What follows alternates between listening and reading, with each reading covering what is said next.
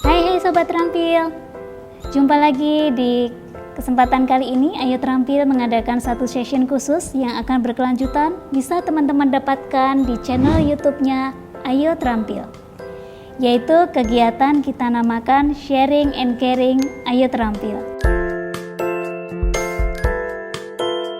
Pada kesempatan ini, informasi yang kita sampaikan masih mengenai digital marketing, karena digital marketing ini seriesnya sangat panjang sekali. Dan ketika teman-teman mengetahui digital marketing, ternyata pembelajarannya nggak bisa sehari dua hari teman-teman, karena banyak yang harus dipelajari. Seperti teman-teman ketahui, pada dasarnya sebelum ada digital marketing sekarang ini yang begitu populer, digital marketing itu sudah ada dari zaman dulu. Dari zaman awal orang melakukan usaha, cuman melalui media apa? Medianya melalui billboard, kemudian reklame-reklame yang teman-teman bisa temui di pinggir jalan. Nah, biasanya untuk melakukan advertising seperti itu, perusahaan itu menyerahkan kepada agensi marketing, agensi digital, seperti itu. Nah, dengan perkembangan zaman yang ada, media udah mulai berubah. Sudah ada media online di mana setiap orang bisa memperkenalkan produk masing-masing. Bisa melakukan branding terhadap dirinya sendiri ataupun branding terhadap produk-produk mereka. Kalau dulu yang tadinya diserahkan ke agensi, semua knowledge, semua pengetahuan mengenai digital marketing itu dikuasai oleh orang-orang agensi. Tetapi kalau sekarang kita sendiri yang melakukan, berarti kita yang harus melengkapi kemampuan berpikir kita dan kemampuan dalam melakukan digital marketing. Coba teman-teman bayangin, pada saat teman-teman melakukan iklan, katakanlah misalnya iklan yang ada di pinggir jalan, di billboard. Iklan itu kan pasti biayanya mahal. Ketika kita pasang di pinggir jalan yang besar dan ukurannya besar dan waktunya semakin lama, pasti semakin mahal. Ataupun iklan yang ada di televisi. Dulu sering kita mendengarkan melihat iklan-iklan di televisi. Itu juga para digital agency yang melakukan. Nah, berhubung sekarang medianya sudah berubah, bagi teman-teman yang ingin memasarkan produknya atau membranding dirinya, harus memiliki pengetahuan dan juga bisa jadi mempunyai tim-tim yang ahli di bidangnya. Teman-teman pasti bingung ya, apa aja sih tim yang harus aku punyai atau skill yang harus aku punyai ketika misalnya mau memulai usaha secara online. Nah, Ayo Terampil akan berbagi tim apa aja yang teman-teman harus miliki. Pertama, ini ada digital marketer ya.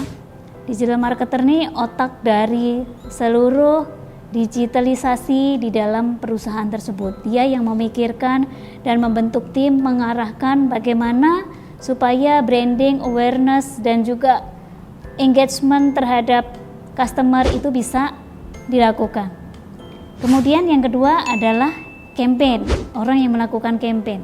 Ini tentunya harus orang yang memang ahli di bidang campaign. Nah, yang ketiga adalah copywriter. Copywriter ini biasanya yang menulis redaksional. Tulisan apa yang bisa membuat orang menarik, tulisan apa yang membuat orang tiba-tiba langsung melakukan scroll dan berhenti pada iklan kita. Itulah copywriter. Yang keempat adalah content writer dan creative content. Content writer itu bisa berupa video, bisa berupa gambar, seperti itu. Nah, ini kan pasti harus punya keahlian khusus ya. Kalau zaman dulu belum ada tuh Canva, minimal Photoshop, Adobe Illustrator gitu. Kalau sekarang mungkin agak lebih mudah, ada Canva, ada juga media-media yang lain.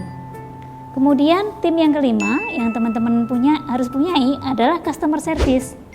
Customer service ini adalah tim yang biasanya untuk melayani para pelanggan-pelanggan baru. Kita butuh customer service di dalam sistem digital kita. Kemudian yang keenam adalah web developer. Web ini adalah rumah dari usaha teman-teman. Jadi web ini diusahakan kalau bisa harus ada, harus pokok lah ada gitu. Kalau untuk yang lain-lain itu sunnah, tapi kalau web, kalau kita mempunyai produk yang dijual, sebaiknya diupayakan untuk ada. Nah, kemudian yang ketujuh adalah web designer. Jadi tadi web developer, sekarang web designer. Kalau web developer tuh biasanya dia yang menangani masalah back end. Tapi kalau web designer lebih kepada artistik GUI dari website itu sendiri. Yang kedelapan adalah CRM atau Customer Relation Management. Biasanya CRM ini menghandle untuk customer-customer yang sudah existing, supaya beli lagi produk kita yang baru, supaya masih bisa kita maintain. Dan yang terakhir, yang ke-9 adalah tim sosmed atau sosial media.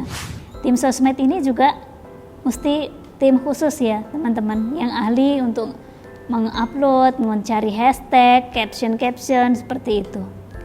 Terus gimana kalau kita nggak punya 9 orang ini? Ya sekarang kita ngitung ya, misalnya katakanlah 9 orang. Misalnya nih, paling murah misalnya gaji UMR. Gaji UMR berarti kita butuh berapa nih? 9 orang kali jumlah gaji UMR. Itu idealnya teman-teman. Tapi kalau misalnya teman-teman belum mempunyai tim sebanyak itu, nggak apa-apa. Tetapi kemampuan dari seluruh 9 tim ini harus dimiliki. Misalnya kita punya 4 orang atau 5 orang, itu bisa kita maksimalkan. Dengan beberapa fungsinya pastinya harus didouble ya. Misalnya seorang copywriter, dia bisa juga menjadi content writer dan kreatif. Atau copywriter bisa merangkap sebagai campaign. Web developer dan web designer bisa juga menjadi satu. Kemudian CRM dan customer service bisa menjadi satu. Itu kalau budget teman-teman belum maksimal, masih baru mulai usaha. Jadi ya maksimalkan apa yang ada dulu tanpa menambah orang, itu bisa dilakukan seperti itu. Atau kalau teman-teman nggak mau meng-hire orang, teman-teman bisa melakukannya sendiri. Tapi teman-teman harus mengupgrade knowledge teman-teman, bagaimana cara membuat video, bagaimana cara membuat gambar, bagaimana membuat copywriting yang bagus, bagaimana mengupload, bagaimana mencari caption, mencari hashtag, itu teman-teman bisa lakukan sendiri. Banyak juga para pengusaha-pengusaha yang akhirnya tiap hari kerjaannya apa? Ngonten, karena ngonten itu biasanya wajib dilakukan supaya engagement itu tetap terjadi. Nah, kalau nggak mau repot lagi, gampang. Teman-teman tinggal aja cari agensi. Yang web, ada yang maintain webnya sendiri. Yang sosmed, ada yang maintain sosmednya sendiri. Nah, itu mungkin bisa menjadi option.